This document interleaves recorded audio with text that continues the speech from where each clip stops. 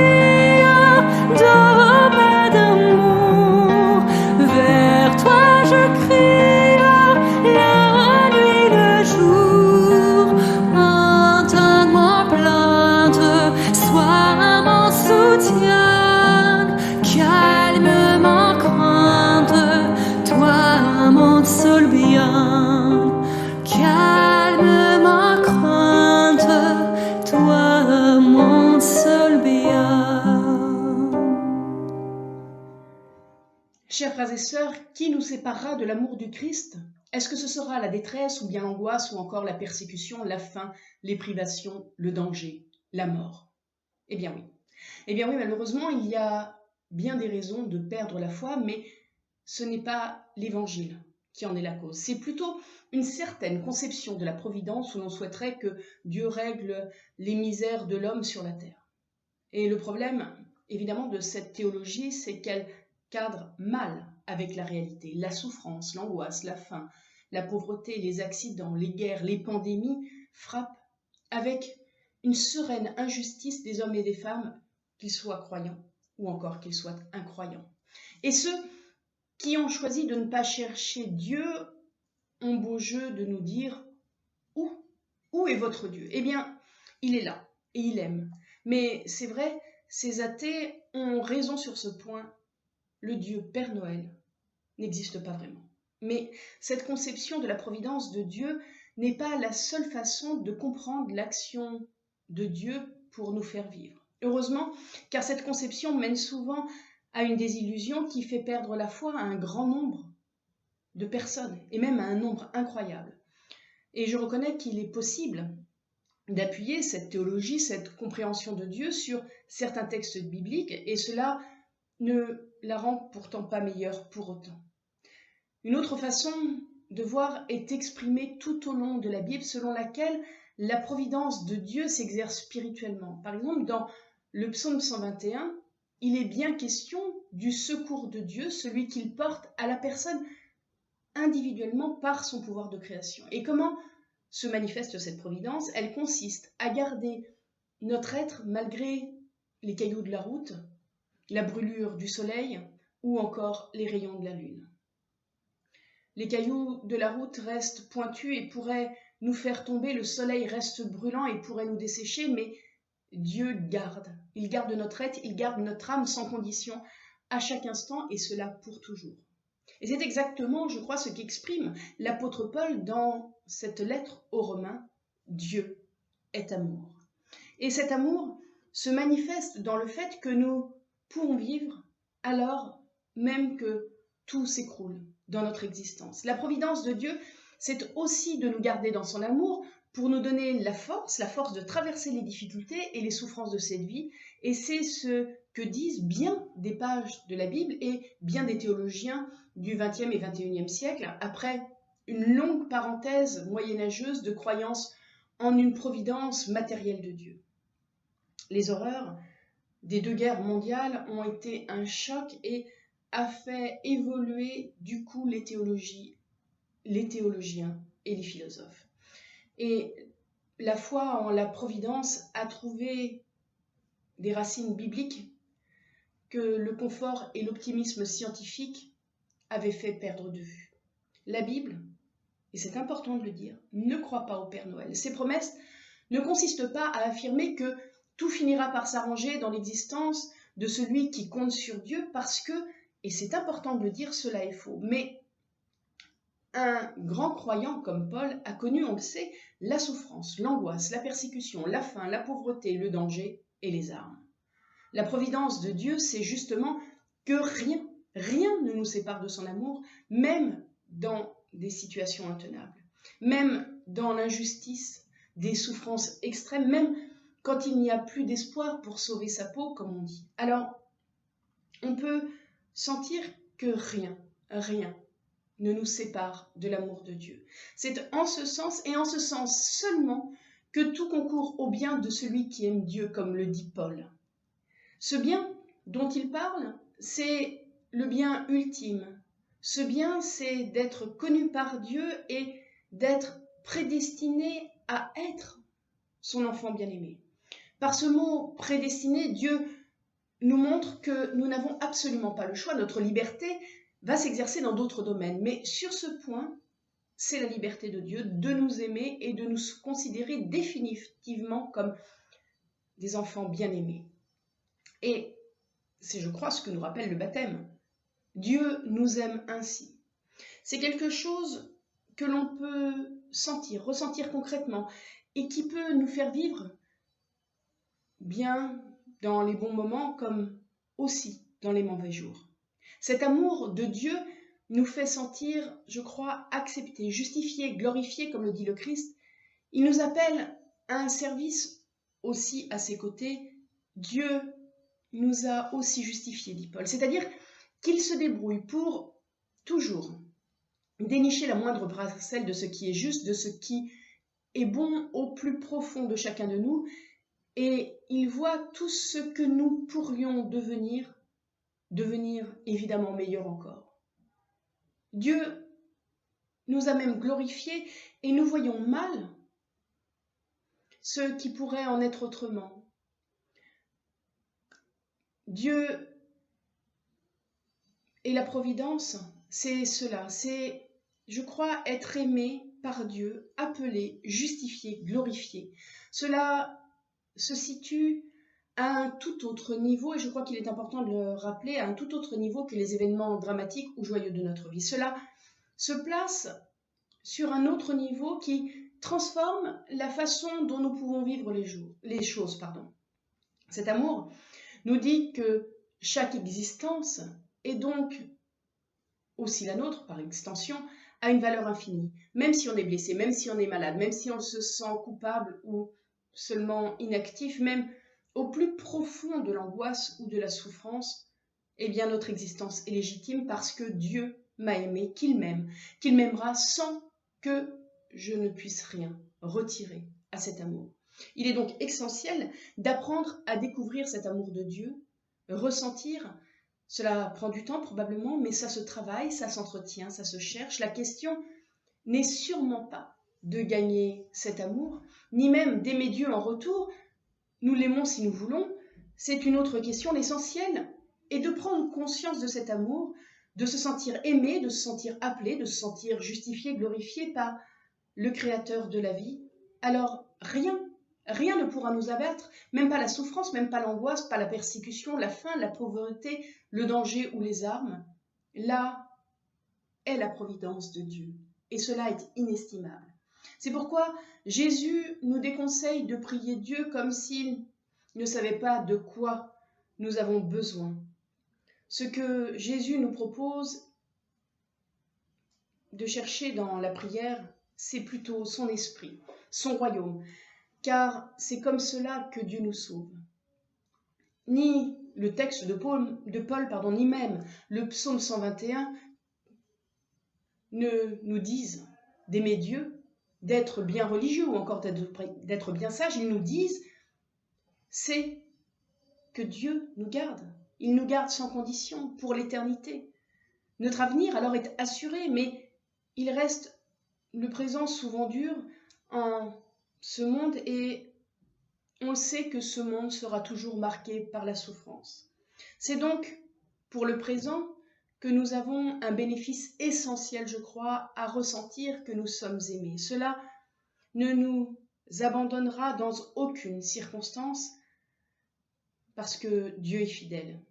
Il n'aime pas comme même un humain qui aime aujourd'hui et qui peuvent juger durement demain. Dieu, lui, aime. Il aime et il aimera toujours comme le Christ nous a aimés jusqu'à en donner sa vie. La providence de Dieu est ainsi spirituelle. Cela ne doit pas nous conduire à un détachement complet du monde, bien au contraire, un peu comme les bouddhistes qui assument, à mon avis, trop bien la pauvreté, la souffrance, la faim et l'injustice de ce monde. Il faut comprendre ce texte de Paul dans le cadre d'un engagement que je qualifierais de plus fort pour faire toujours reculer la souffrance en ce monde.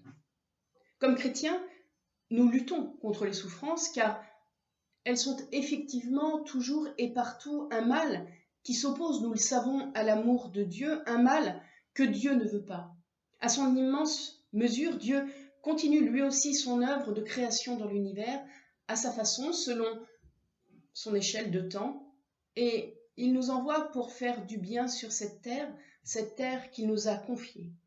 Comme chrétiens, notre mission particulière est d'annoncer l'amour de Dieu pour chaque homme et chaque femme, pour tout être humain. Et c'est ce qui est essentiel pour que chacun puisse se sentir réellement soutenu par Dieu en tout moment. La providence de Dieu nous permet ainsi de dire oui à notre propre vie et à la vie en général malgré l'obscurité de nos vies quotidiennes.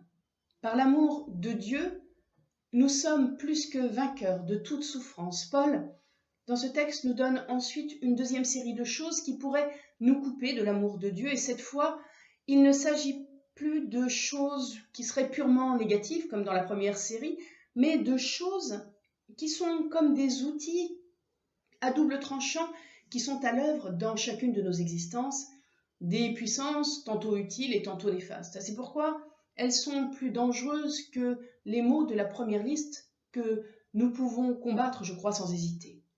La mort et la vie forment une paire, et la paire la plus redoutable.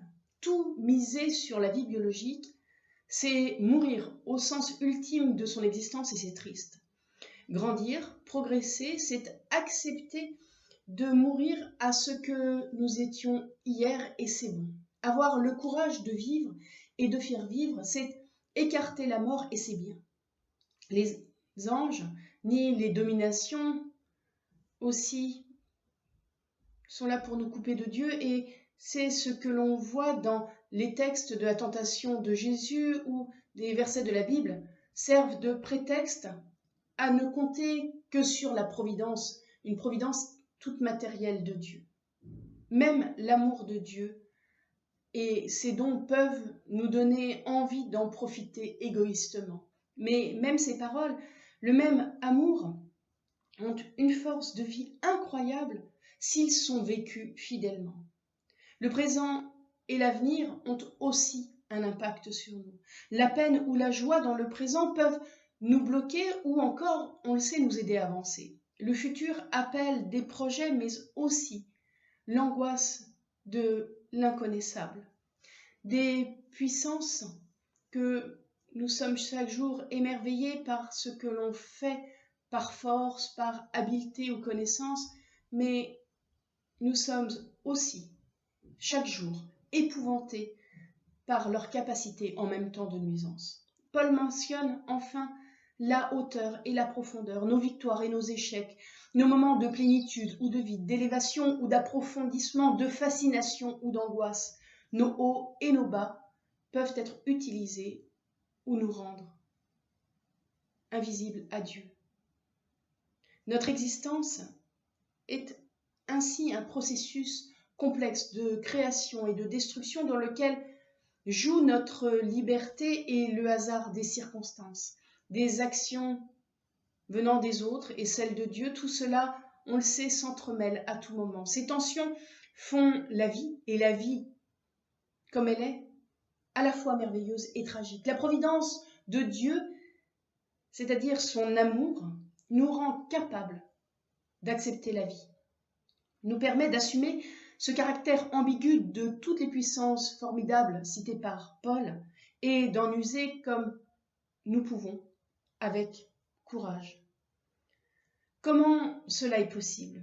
Alors Paul nous donne la solution quand il ajoute que toutes les puissances ne sont que des créatures, comme nous le sommes nous aussi.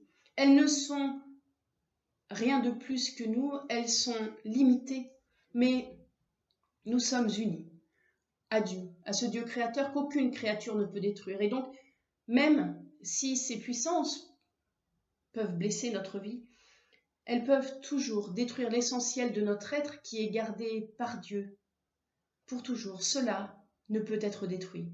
Même si nous nous trouvions en dessous de tout, Dieu, lui, il nous recueillera. Car aimer, c'est accepter même celui qui serait inacceptable. Rien ne pourra nous séparer de l'amour de Dieu, manifesté en Jésus-Christ, notre Seigneur. Amen.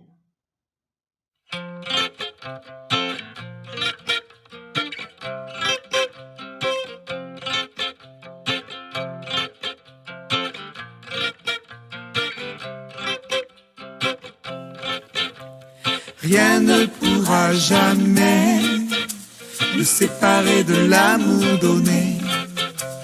Rien ne pourra jamais nous priver de la liberté. Ni le malheur, ni ni l'inquiétude, ni toute la souffrance qui nous vient d'ailleurs. Aucune faim, aucune misère, ni les dangers que redoutent les veilleurs.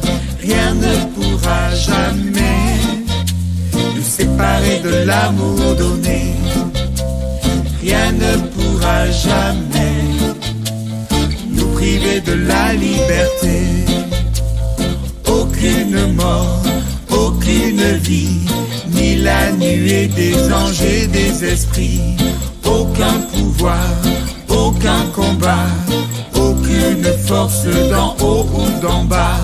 Rien ne pourra jamais nous séparer de l'amour donné. Non, rien ne pourra jamais nous priver de la liberté.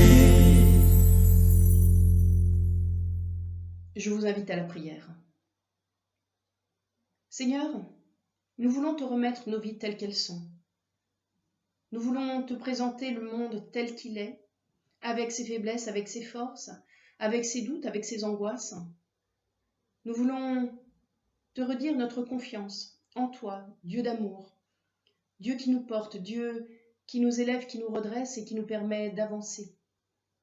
Nous voulons porter dans notre prière tous ceux qui souffrent dans notre monde, tous ceux qui ont peur, tous ceux qui sont fragilisés, tous ceux qui ont peur en l'avenir et qui n'arrivent plus à espérer. Nous savons que tu es un Dieu d'espoir, un Dieu qui réconforte, un Dieu qui soutient et un Dieu qui nous dit à quel point nous sommes aimables et aimés de toi. Merci Seigneur pour tout ce que tu nous apportes jour après jour. Merci pour cette confiance que tu places en l'homme. C'est parce que tu as confiance en nous que nous pouvons avancer. Nous n'attendons rien en retour de ce que nous faisons, mais nous le faisons parce que tu es un Dieu d'amour et parce que tu nous dis que nous sommes des êtres aimables et aimés. Merci Seigneur pour tant d'amour. Nous voulons te dire ensemble cette prière que ton Fils nous a lui-même enseignée. Notre Père qui es aux cieux, que ton nom soit sanctifié, que ton règne vienne, que ta volonté soit faite sur la terre comme au ciel. Donne-nous aujourd'hui notre pain de ce jour. Pardonne-nous nos offenses comme nous pardonnons aussi à ceux qui nous ont offensés. Et ne nous laisse pas entrer en tentation, mais délivre-nous du mal, car c'est à toi qu'appartiennent le règne, la puissance et la gloire, pour les siècles des siècles. Amen. Avant de recevoir la bénédiction de la part de Dieu, je voudrais tout d'abord vous remercier pour les efforts financiers que vous avez fournis en participant à la vie financière par l'intermédiaire soit de notre site internet, soit par l'intermédiaire du site internet national. Mais je voudrais vous dire malgré tout que ces efforts sont à poursuivre, que notre vie financière a besoin toujours de vos dons pour continuer à pouvoir proclamer l'Évangile dans notre cité et dans le monde. Merci pour chacun de vos gestes et soyez assurés que Dieu aime le don joyeux. Recevez la bénédiction de la part de Dieu. Que le Seigneur nous bénisse, que le Seigneur nous garde, qu'il fasse sur nous rayonner son visage et qu'il nous donne sa paix. Allons avec confiance dans la paix et dans l'amour du Christ. Amen. Bon dimanche et bonne semaine à tous et à toutes.